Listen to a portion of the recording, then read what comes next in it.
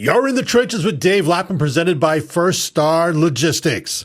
The Cincinnati Bengals traveled to take on the Philadelphia Eagles in the first preseason game of the 2025 NFL season. What started off as a hot offense with Joe Burrow, Jamar Chase, and Chase Brown soon kind of saw the defense rear its ugly head. Dave Lapham was on the call for the game, and what do you take away from the first preseason game? Because both sides stayed pretty vanilla, but Joe Burrow, we talked about it going into it, throwing the football the best we've ever seen him throw it, and he showed it Thursday night. Yeah, he did. I mean, everything he was doing in practice, the excellence that he was showing on the practice field carried over to the to the first preseason game. And I think it will carry over to the regular season. I think he's going to build on it as the preseason advances. I think he's preparing and bracing himself for a phenomenal season. I mean, he is just spinning the ball like I've never seen before. I mean, he is so accurate. He puts the ball in the tightest spots. Man, I mean, if he has to put it on the right shoulder, 40 yards down the field, that's where it goes. It has to be on the left hip, 35 yards down the field, that's where it goes. I mean, he is just unbelievable, and his receivers have so much confidence. You know, when they turn their head, they know where the football is going to be, and there's no doubt in their mind. I mean, they rep it so many times at practice. It's they can do it in their sleep. And right now, the connection he has, particularly with his two stars, Jamar Chase and T. Higgins, these guys are playing at such a high level. It is incredible. The T. Higgins and Jamar Chase are running unbelievably precise routes. Joe Burrow is precision-like with his throwing. He's got a textbook release. It's unbelievable how the ball comes off of his hands and his fingertips, and the zip that he gets on the football. He's got some RPMs on that bad boy, and man, he's slicing and dicing. He's carving people up. I think this is just the beginning of a season that people are going to remember for a long, long time, because I think Joe Burrow is going to tear up the National Football League. He is throwing the heck out of the football. Yeah, Joe Burrow, 9 of 10 for 123 yards, 2 touchdowns.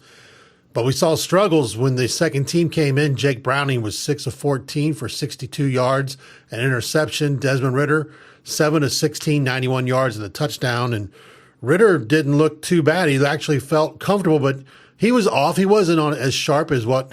And I guess it's easy for us to say when you're comparing Desmond Ridder, Jake Browning to Joe Burrow, there is a big difference between those three. Yeah, there's no question. I mean, Joe Burrow's quarterback rating with that 9 for 10 for 123 yards and 2 touchdowns you mentioned, Dave, 157.5. I mean, that's almost perfection. It really is. It's just incredible. And honestly, the ball that the incompletion was a drop. It was a drop. I think it might have been the first pass of the football game that he threw. Was a drop, a flat drop. So he could have had a perfect night. I mean, he could have been 10 for 10. And add, I don't know, another maybe, let's say 10 yards to it, 10 for 10 for 133 yards. And then he had a touchdown pass dropped as well. I mean, if you add that in there, 11 for 11, and, throw another 10 or 15 yards in there, you're talking 140 to 145 yards passing with 3 touchdowns. That's ridiculous. In 1 quarter. It's 1 quarter of football. I mean, he didn't play after that. So you extrapolate that over 4 quarters of a game, and I'm not saying that he's going to every single quarter he's going to be able to have as many snaps as he had in that first quarter, because he just continued to move the football and generate first downs and get himself more opportunity and more chances to throw the football and carve up the Philadelphia Eagles' secondary. But man, it's just a performance that high alert, National Football League. Joe Burrow, real deal. Everybody knows he's the real deal, but he is out to prove something. I mean, he is out to set records, I think, that will never be broken. We like to talk about the stuff in the trenches. You had to be happy with the performances of rookie Dylan Fairchild at left guard, but overall, the starting first-team offensive line, showed pretty well, in my opinion. Yeah, I agree, Dave. I thought that the entire first unit. I mean, that first quarter, Joe obviously lit it up, and I thought that they ran the football decently, and they pass protected outstandingly. They gave Joe Burrow all day long to throw the football.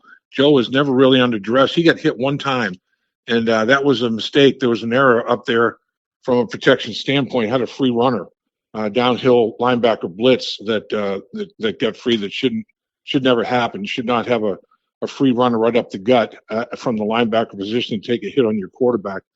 But for the most part, I thought the offensive line pass protected exceedingly well, and they handled any stunt twist that was given to them. There wasn't a whole lot of that done. Both defensive coordinators played it very, very vanilla. Vic Fangio plays it he plays it about as vanilla as any defensive coordinator in the league during the regular season.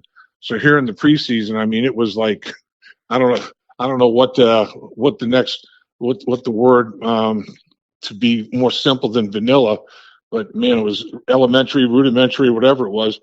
He wasn't doing much. He wasn't trying to fool the Cincinnati Bengals. He was just trying to see if his guys could defeat the Bengals offensive linemen one-on-one, get an edge and cause issues with that, get proper hand placement and then basically break down the offensive tackles, techniques, and fundamentals in his pass protection and whip them and get to the quarterback. And it wasn't happening. The Bengals held strong up front. They held down the fort pretty well up front. Lap, we talked about a little bit when we continue on the offense of the first team. Chase Brown running the football, just one. It looked very explosive. 5 carries, 23 yards, a 4.6 yard average. I'd love to see a 4.6 yard average throughout the season. I agree with that. I mean, I think he is. I think he's gearing himself up for a special season as well, and he's a complete back. I mean, Chase Brown had 3 catches for another 25 yards, and that's kind of just an average night for Chase Brown catching balls out of the backfield. Because this guy, when he runs a route and catches a ball out of the backfield, and he's out there one-on-one in space, danger, man. It's over. He's gonna win those battles 99 times out of 100 and make that guy miss and pick up significant yards after the catch. So I think he does everything exceptionally well. He ran the ball hard last night. I thought that he presented himself as a tough guy to bring to the ground. He ran it up in there hard. He made the tackler feel it. There's no question. I mean, he was not an easy tackle as such. He didn't go to the ground without any resistance. He was getting after it. He ran it well. He blocked well. I thought his pass protection and blitz pickup was pretty good. He didn't really have all that many chances because, like I was saying, Fangio didn't really load it up in terms of bringing pressures. But, he would help when guys needed help. He'd stick it right in there, man. This guy is fearless in terms of sticking his face mask right in the chest of defensive players, whether it's a 310-pound defensive tackle or a 240-pound linebacker. I mean, he has no qualms about sticking his face mask right in there, and he's like 5'8", 5'9", but he's solid. He's a good 220-pounder, maybe even a little bit more than that. So he's stout. I mean, he's built well, low to the ground, and he's got no fear, absolutely no fear of anybody in the National Football League for sure. And we got to give kudos to Tanner Hudson, the tight end. The Bengals signed Noah Fant. We didn't really see Fant Thursday night, but Tanner Hudson, talk about doing a workman's load, caught Joe Burrow's first touchdown and then caught Desmond Ritter's touchdown with a little over 3 minutes left in the fourth quarter. So he was playing a lot during the game, and overall on the night, he, 6 catches, 62 yards with the 2 touchdowns. So he's making sure people don't forget he's in that tight end room as well. You're exactly right. I mean, he acquitted himself really well. He was a leading receiver with those 6 catches on the night. Jamar Chase was next with 4 catches on 4 targets. So you got the two leading receivers on the football team, 10 targets, 10 catches, 140 yards, and 3 touchdowns. that's pretty good production. Yeah, Tanner Hudson showed himself well with Joe Burrow. Joe Burrow feels very, very comfortable throwing the football to Tanner Hudson. I mean, he stood on the table to support Tanner Hudson and what he was doing offensively with the football team last year. He told the coaches that he really trusts him. He said the guy runs his routes properly, impeccably. I trust him. He's where he's supposed to be when he's supposed to be there every single time, and he catches the football. He's got very sure hands, and he puts it away. He doesn't let contact dislodge the football.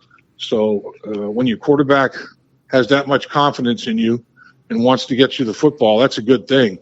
Tanner Hudson's out there, in his 3 points, 2 point stance or 3 point stance, thinking when I complete this route, there's a damn good chance the football's coming my way. Because if I do what I'm supposed to do and do it well enough, Joe Burrow's going to be looking for me. He does like throwing me the football. That's a good feeling for any receiver. And Tanner Hudson stepped up and had a big day. And Jamar Chase, I mean, shoot, he and Joe Burrow have been doing it since high school, and all-star games. And then at LSU, they rewrote the record book at LSU. These guys are on. You talk about being on the same page. Oh my gosh, man, their brains are on the same wavelength. They see everything the same way on the football field. Their mind takes the same picture pre-snap on the football field, and then any changes that take place after the snap of the football, their mind is working in the same direction to make the necessary adjustments to get the ball down the field and make big plays. So I thought Tanner Hudson, Jamar Chase, I thought T. Higgins played well also. He did have one that he'd like to have back and one that he didn't quite finish the play. But boy, he's another force. Guys like 6'4" plus and 220 pounds and very physical, very long, big leverage guy. He just he basically gets defensive backs in uncompromising positions and takes advantage of it. He's a contested catch king. Tanner Hudson did a good job with the contested catch last night. Overall, really good performance, I think, out of quarterback Joe Burrow, and every receiver that he tried to get the football to, he basically completed all of them except for one. You're in the trenches with Dave Lapham, presented by First Star Logistics. First Star Logistics, one of the fastest growing companies in Cincinnati, is looking to expand its brokerage department by hiring individuals wanting a fast-paced career in the logistics industry. Visit firststarlogistics.com for details on how you could join the team at one of the top places to work in the Cincinnati area. Lap will continue talking about this 34-27 preseason loss by the Bengals against the Philadelphia Eagles. Moving over to defense, I am sure Al Golden had a lot to talk about with his defensive players because, boy, early on, there were some big gaps to run the football in. Yeah, the Philadelphia Eagles did a great job running the football. There's no question about that, and I thought that was a big difference in the football game. Philadelphia's offense was definitely definitely more balanced. They ran the ball 33 times for 132 yards, averaged over 4.5 yards a carry, 4.6 a carry. The Bengals a mere 19 carries for 57 yards, a paltry 3 yards per carry.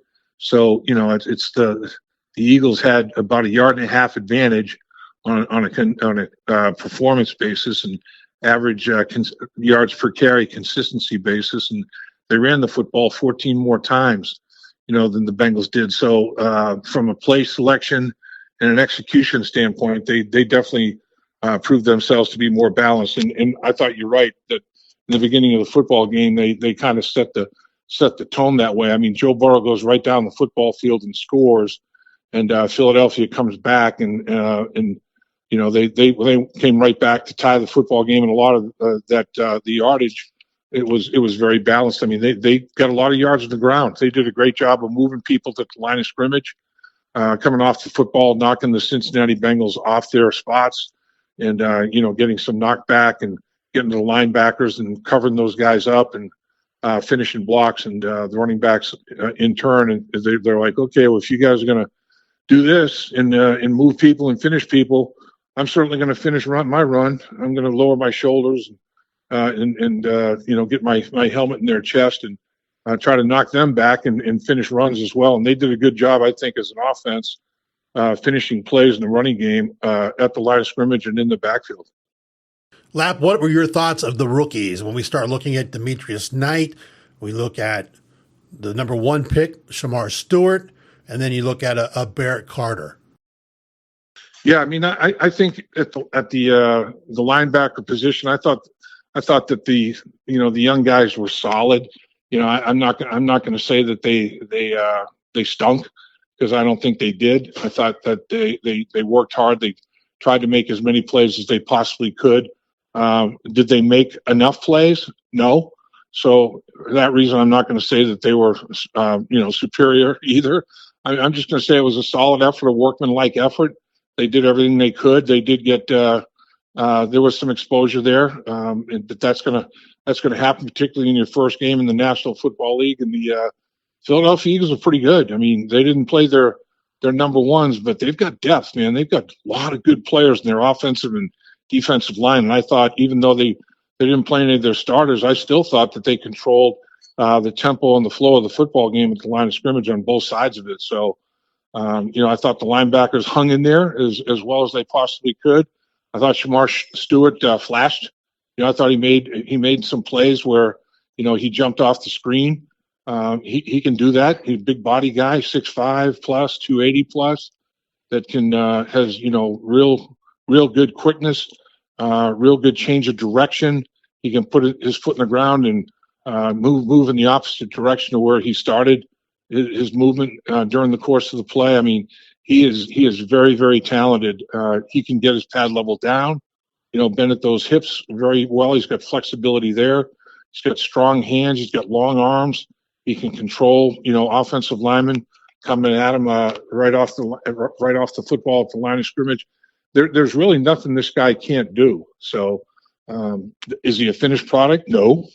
There's work to be done there, but boy, there's a lot to work with. And I know that Coach Robinson is excited about taking this product that has got a lot of ability and has shown that he can play, but can still work with him and finish it and give him a few more tools for the toolbox where he can be a real star in the National Football League. I think physically Shamar Stewart has star power, no doubt.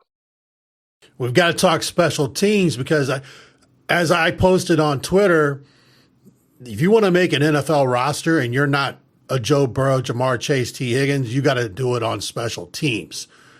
You have to be impressed with what Jermaine Burton did, basically as a kick returner, punt returner, and then also a guy like Gary Brightwell, who's fighting to make a roster. And then it was good to see Evan McPherson go 2 for 2 with a long of 51. Looks like he's back. The way the ball was coming off his foot looks solid.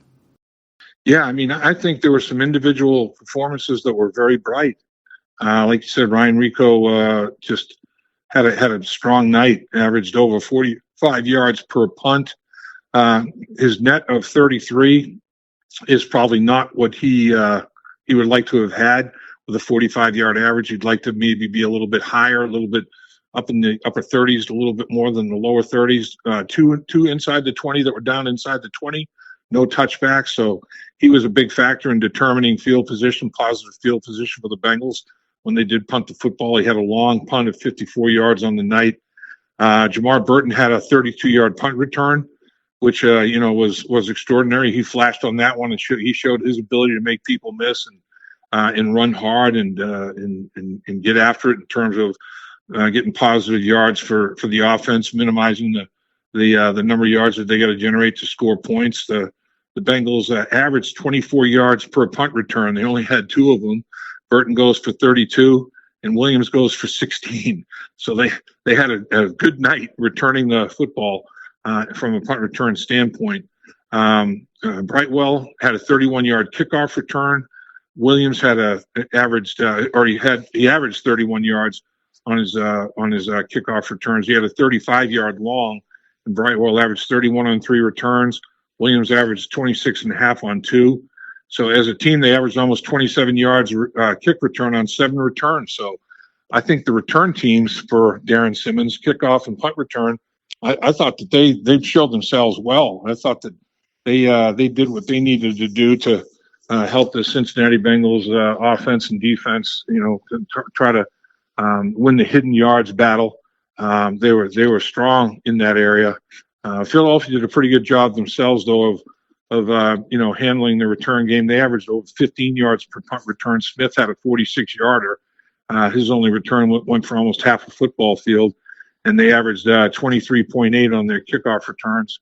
Robinson went for 24.7 on 3 returns, and Williams had one for 25 yards. So I do think that that the kickoff, the return teams, kickoff and punt return, they performed at a higher level than the coverage teams, obviously. And Darren will make the necessary adjustments and coaching points that need to be made, and make sure that they're understanding all the fundamentals and techniques that he wants to employ when they're covering kicks and returning kicks. But let's put it this way: I don't think the special teams for either football team lost the football game. I think that it was a 1-score game, so it was a tightly contested game. The Bengals got out to a 2-score lead at one point, and then the Eagles came roaring back, and they had a 2-score lead at one point, and it ends up being a 1-score football game. So I think that it was a very, very even Steven battle. The teams were back and forth from a scoring standpoint with respect to points and even yards. I mean, the yards were very, very close as well. Both teams' total yards was pretty darn close. So I think that it's a good first preseason game, I think, for both coaching staffs. They've got some good plays, some solid performances to coach and teach players, and players can learn from. And then they also have plays that, oh boy, this isn't good enough. We can't have these kind of plays. We can't have these kind of errors, both physical and mental errors during the course of the regular season, because if you're going to do this and give up hidden yards and give a big advantage to the opponent, that's tough to overcome. So let's make sure we're doing things right. Let's make sure that we understand exactly what we're supposed to do, how we're supposed to do it. The Bengals will have several days now to get ready before their second preseason game to kind of let Al Golden maybe work on that defense a little bit and shore up some other parts of their overall game when they take on the Washington Commanders on Monday, August 18th, another night game, which Lap just loves when you're on the road. But yeah, exactly. But believe it or not, we're just about a month out from the start of the regular season when the Bengals will take on the Cleveland Browns on the road. So they might as well get used to this little road game before they get the final preseason game against the Colts at home towards more the latter part of August. You have been in the trenches with Dave Lapham, presented by First Star Logistics.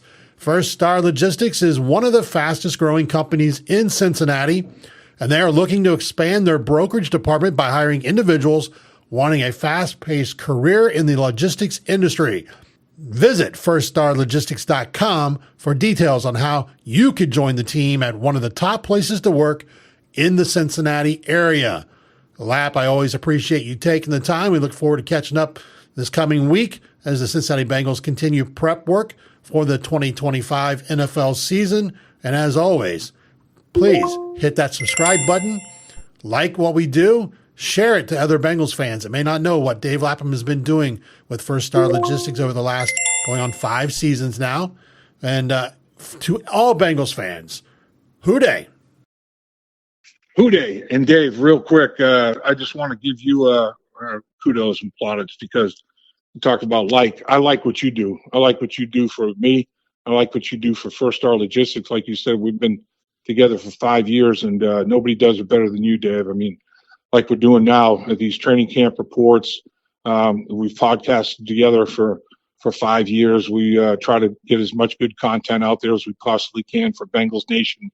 Bengals fans, I know, thirst for solid information to basically satisfy their appetites during the course of the regular season. We try to provide a big menu for them, and you do a lot of that work, man. You're a hands-on guy. You get things done. Understand the game of football. You know what you're looking at. You edit so well. You take a lot of the things that we do and take the best parts of it that fit what we're trying to get across from a learning standpoint that particular week. And just nobody does it better, Dave. I mean, you're very talented. You can do a lot of things well. And I know I certainly do appreciate your efforts. I appreciate the kind words, Lap. And again, until next time, everybody, Hoo Day. Hoo Day.